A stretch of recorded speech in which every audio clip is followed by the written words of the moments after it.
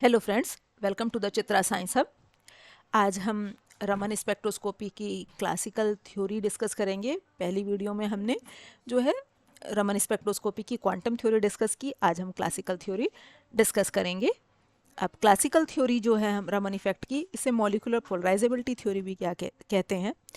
तो ये हमारी क्या कहती है कि जब फोटोन किसी मॉलिक्यूल से स्ट्राइक होंगे, अब फोटोन्स क्या है हमारे इलेक्ट्रोमैग्नेटिक रेडिएशंस हैं।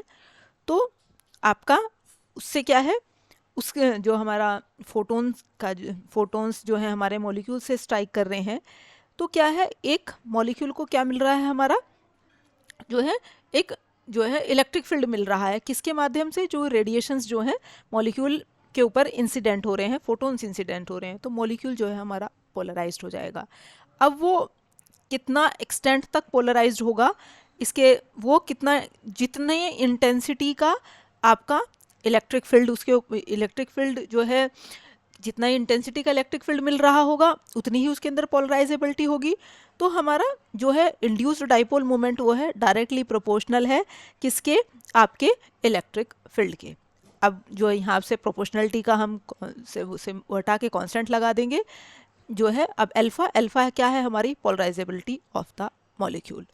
तो मॉलिक्यूल कितने एक्सटेंट तक पोलराइज हो रहा है, ये किसके ऊपर डिपेंड कर रहा है?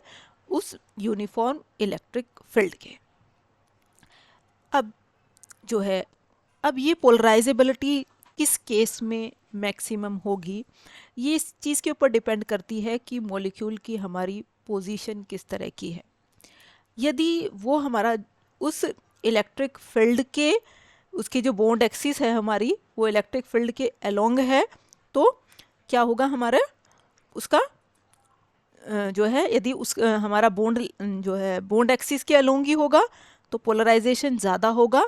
और यदि वो बॉन्ड एक्सिस के परपेंडिकुलर होगा, मतलब अक्रॉस द जो है, समझ लो ये हमारा इलेक्ट्रिक फील्ड तो इस डायरेक्शन में है, मॉलिक्यूल हमने इस डायरेक्शन में रखा हुआ है, परपेंडिकुलर रखा हुआ है, तो इस केस में हमारा क्या है, पोलराइजेशन कम होगा।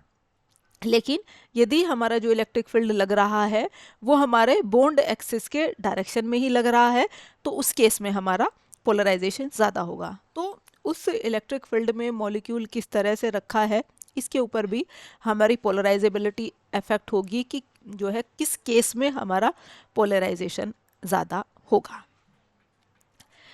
अब when a radiation of frequency nu is falling on a molecule, the electric field felt by the molecule, अब कितना इलेक्ट्रिक फील्ड मॉलिक्यूल फेल्ट करेगा? E is equal to E naught sine 2 pi nu T.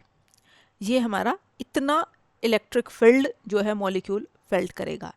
अब ये electric field जो है molecule को polarise करेगा and make its to oscillate with the same frequency, और मॉलिक्यूल जो है हमारा ओसिलेट करना शुरू कर देगा।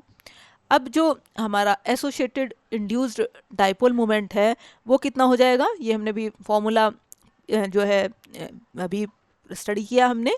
ये जो है हमारा डाइपोल मोमेंट किसके बराबर होगा? Polarisability into electric field. अब ये यहाँ से हम ई की वैल्यू रख देंगे, तो ये हो जाएगा हमारा dipole moment is equal to alpha E, और यहाँ से ये हमने ई की वैल्यू रख दी।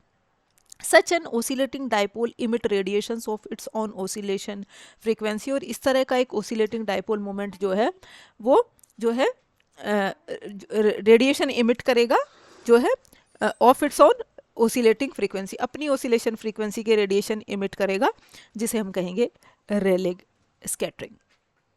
अब सपोज हमने इसके साथ साथ जो है, इसके साथ साथ एक दूसरा फैक्टर भी है कि मॉलिक्यूल के अंदर कुछ इंटरनल मोशंस भी हैं, मतलब मॉलिक्यूल हमारा रोटेट हो रहा है, वाइब्रेट हो रहा है, तो उसकी वजह से भी पोलराइजेबिलिटी पीरियोडिकली चेंज होगी। तो अब जो है उसके अंदर जो वाइब्रेशन हो रहे हैं उसकी वजह से जो पोलराइजेबिलिटी चेंज आई, उसके अंदर जो पोलराइजेबिलिटी में हमारा चेंज आया, तो जो ओसिलेटिंग डाइपोल है वो हमारा क्या है, सुपर इम्पोज हो जाएगा किसके ऊपर? रोटेशनल और वाइब्रेशनल ओसिलेशन के ऊपर। तो हमने कंसिडर किया, consider for example a vibration of frequency new vibe which changes the polarisability. ये न्यू वाइब वो है जो वाइब्रेशनल फ्रीक्वेंसी है, किसकी वजह से? जो मॉलिक्यूल के अंदर वाइब्रेशंस हो रहे हैं या रोटेशंस हो रहे हैं, तो वी वाइब क्या है? उसकी हमारी फ्रीक्वेंसी।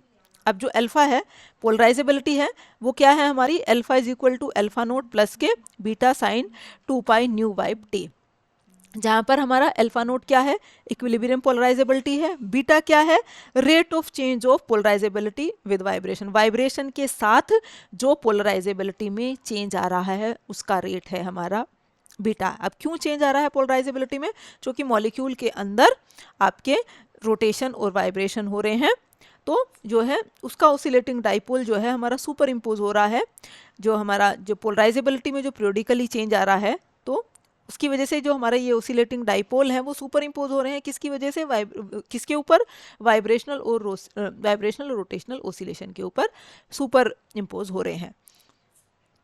तो दूसरे शब्दों में हम ये कह लें कि मतलब ये जो उसके अंदर वाइब्रेशन और रोटेशन की वजह से जो पोलराइजेबिलिटी में चेंज आ रहा है वो भी उसके अंदर हमारा क्या है, ऐड हो रहा है, मतलब उसके ऊपर ही हमारा सुपर इम्पोज हो रहा है। अब हम अल्फा की वैल्यू हमारी सेकंड वाली इक्वेशन में रख लेंगे, जो हमारी ये वाली थी, जो है dipole moment is equal to alpha E.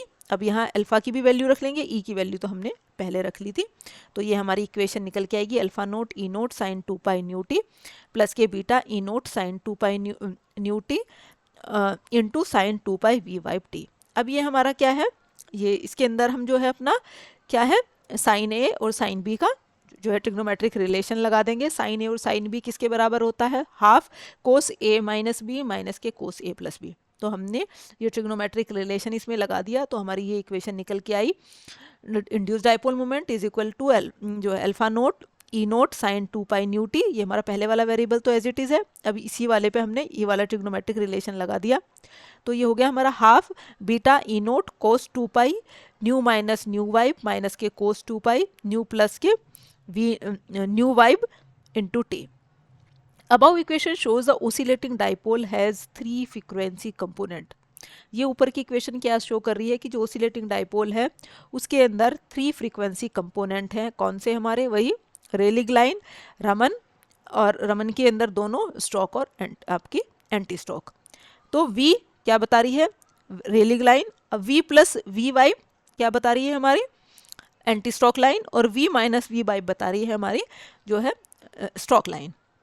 In order to be Raman active, a molecular rotation or vibration must cause some change in component of molecular polarizability। Raman active होने के लिए मॉलिक्यूल के लिए ये कंडीशन नेसेसरी है कि molecule की polarisability में चेंज आना ज़रूरी है। जैसे किसी मॉलिक्यूल के लिए आईआर एक्टिव होने के लिए उसके डाइपोल मोमेंट में चेंज होना रिक्वायर्ड है, इसी तरह से मॉलिक्यूल के लिए रमन एक्टिव होने के लिए उसकी पोलराइजेबिलिटी में चेंज आना मस्ट है। ये थी हमारी जो है इसकी क्लासिकल थ्योरी। Thank you.